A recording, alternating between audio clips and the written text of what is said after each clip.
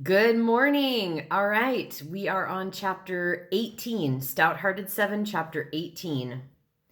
Catherine and her sisters climbed stiffly out of the wagon and looked around.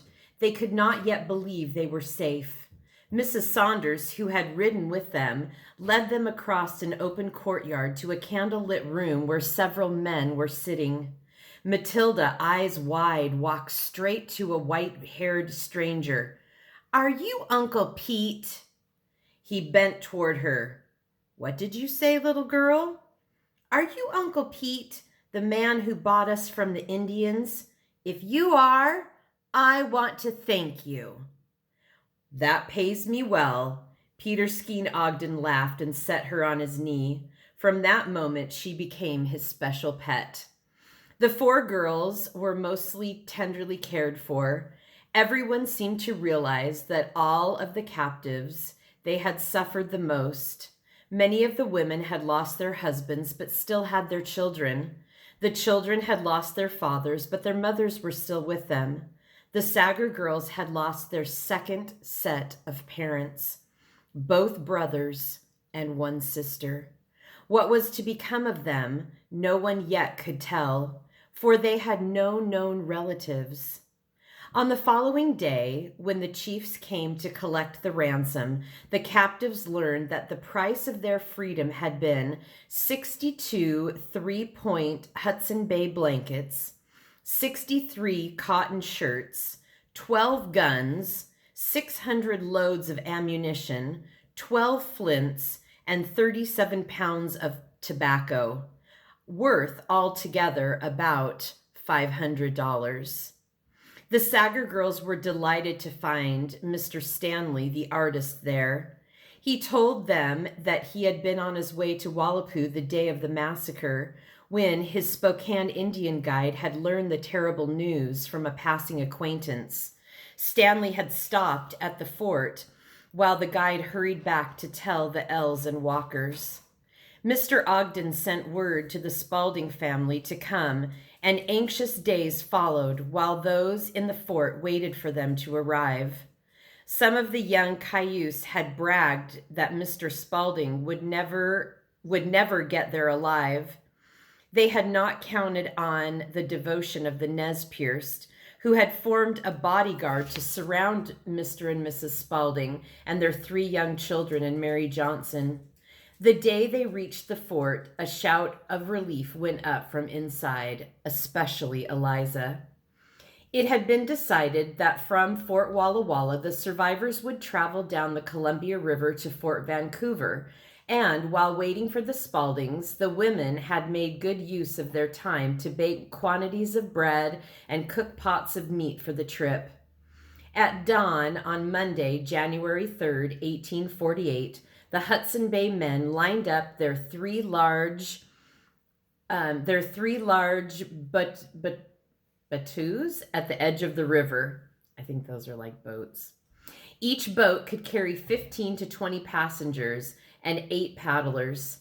The former captives hurried down to the fort and took their places while armed men stood on guard. The Manson boys, who were going to their father in Vancouver, but David Mallon would stay behind. Mr. McBean, the new Hudson Bay factor, said because the boy was an Indian, not a member of Dr. Whitman's family, there would be no one in the valley to take charge of him. As the boats shot out into the current of the mighty Columbia, Catherine and her sisters looked back to see him standing alone on the shore, crying as if his heart would break. The girls felt that they had lost another brother. Uncle Pete had assigned the Sager girls and Mr. Stanley to his own boat. Together, the 2 men struggled to keep the children as comfortable as possible. Mr. Ogden, a big jolly fellow, told stories of his adventures to take their minds off the danger that still haunted them, both from the Indians and from the river itself. The higher the waves and wind, the louder he laughed and the faster he talked. Mr. Stanley kept Matilda and Elizabeth on the thwart side with him, with his own blanket wrapped around them on top of theirs. Even so, they ached with cold long before Mr. Ogden ordered the boats ashore for the night. As soon as they set foot on land, the men hurried up the bank to set up the tents and start fires. Though Henrietta was only 3.5 years old and thin from her illness, she was a heavy load for Catherine as she struggled out of the boat. Suddenly, she felt the child lifted from her arms. Uncle Pete handed her his gun holster. "You be my arm bearer, and I'll carry the baby." Catherine laughed for the first time that day. From then on, this was the procedure every time they went ashore.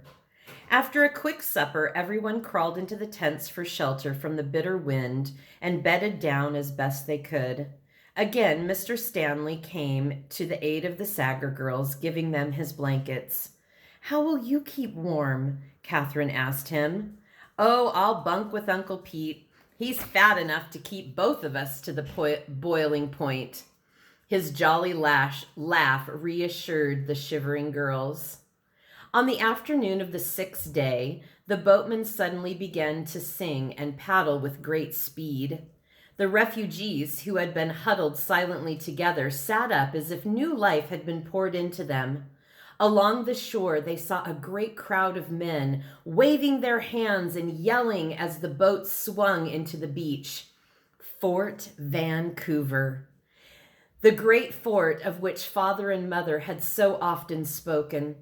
The girls marveled at the high walls and at the British Union Jack flying above the main building. 2 days later, the drab little party again took the boats to cross the Columbia and paddle a short distance up the Willamette River to the new city of Portland. There, about 50 Oregon volunteers were camped across the river, and as the canoes appeared, the soldiers fired a salute. At the first shot, the Sager girls dropped to the bottom of the boat, sure they were yet to be killed. But Mr. Stanley bent over them. "It's all right, little ones. They're just welcoming you." The children could now see some of the soldiers getting into the boats to cross over to them. Catherine recognized General Cornelius Gillum, who had been with their wagon train and now was a leader of the volunteers. He leaped to the dock and hurried to the girls standing beside Mr. Ogden. "I want to shake hands with my young friends, the Sager girls. I remember your parents well," he said to the comfort of Catherine in particular. To think that someone here knew them. To their surprise, Captain Shaw, their old friend, was there also with 3 of his sons, all members of the volunteers. Everywhere were smiling faces, making the girls feel less alone. They met Governor Aberthy, who had once been a missionary and knew the Whitmans, and he invited the Spaldings and the Sager girls to stay at his home in Oregon City, a few miles upstream, for a day or 2. Mr. Stanley had hurried away without saying goodbye. Catherine felt a little hurt about it, but soon saw him coming back along the rough street carrying several packages. "Now then, my little friends, I want you to have something to remember me by." He gave 1 package to each girl. "Don't open them now, but when you get to your new home, wherever it may be, you will find enough cloth in each package for a new dress." "Oh, thank you, Mr. Stanley," they shouted. "New dresses. Did anyone ever need them more?" "Come, children," Mr. Spalding called. "The governor's boat is waiting." The girls clambered over the side of the canoe with the Spaldings and the governor. 2 men paddled it up the river until they came in sight of a magnificent waterfall where the Willamette River poured over great rock ledges. At one side, a small town had grown up with houses above them and below the falls. Oregon City, capital of the Provisional Territory. They walked up the rough street, Eliza Spalding with her family and the Sager girls lagging behind, so tired they could hardly walk. The others reached the governor's house and climbed a short flight of steps to the open door where his wife waited to greet them. Catherine heard the voices, then the door closed. She and her sisters seemed to have been forgotten. At the foot of the steps, they stood in a forlorn little group. Henrietta leaning against Catherine, Matilda and Elizabeth beside her. From the river below them rose a thick, cold fog. The roar of the falls sounded like thunder. All around stood a forest of fir trees, so tall they seemed to pierce the sky.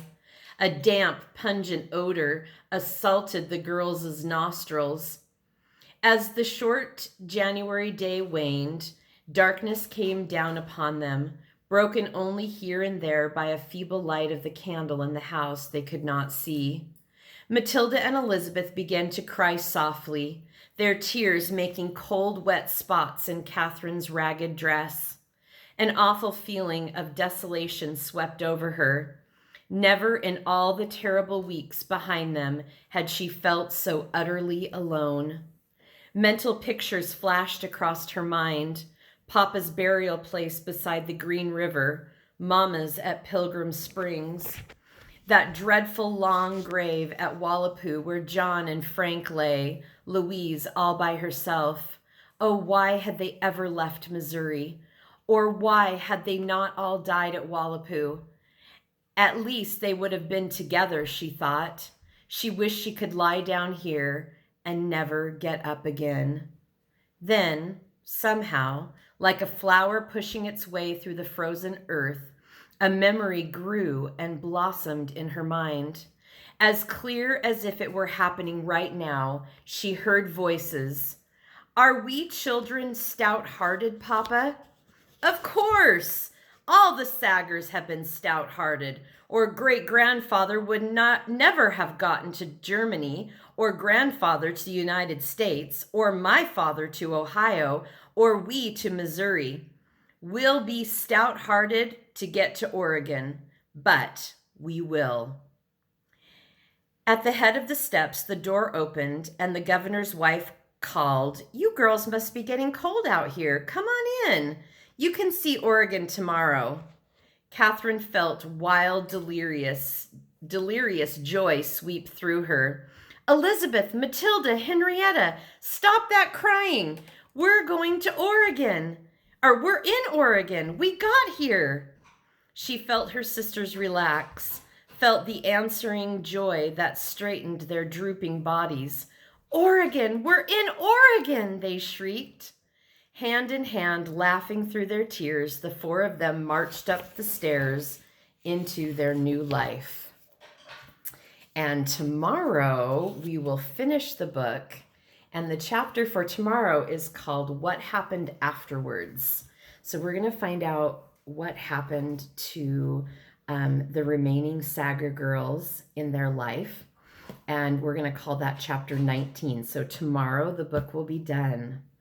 All right, my friends, you're going to do a summary of the book, and there's a video posted to help you with that. All right.